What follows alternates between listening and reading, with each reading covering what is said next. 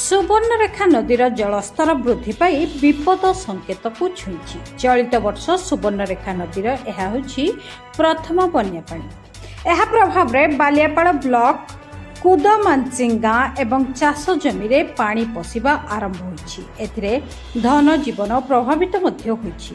संभाव्य बन्या को नहीं जल संपद विभाग रो अधीक्षण जंत्री नवकुमार महालिक सुवर्णरेखा नदीर तलिया अंचल बुली निरीक्षण करुछंती। जेई एसडीओ मानकु सतर्क रहिबा पई निर्देश जारी होइछि।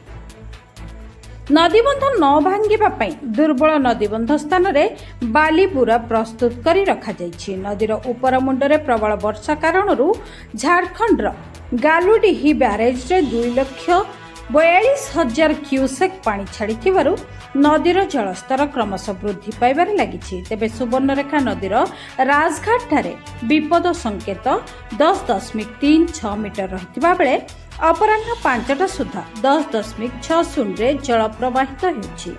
याकु नै नदी रे उभय पार्श्व रे दुर्बल थिबा स्थान मानकरे प्रशासन पक्षरु बाली पैकेट प्रस्तुत करी रखा जाइछि।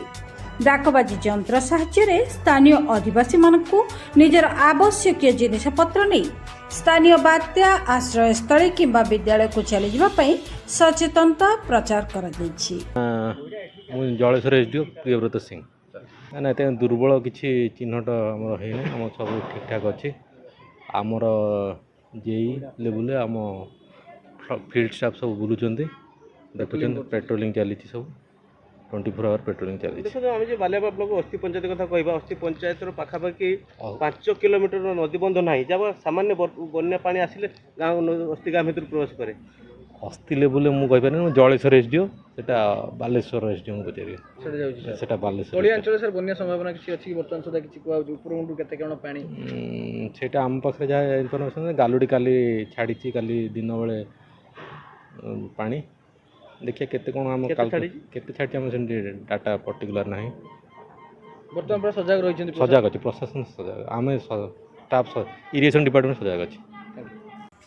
जलेश्वर वरुण हुईका रिपोर्ट लोकल न्यूज 7।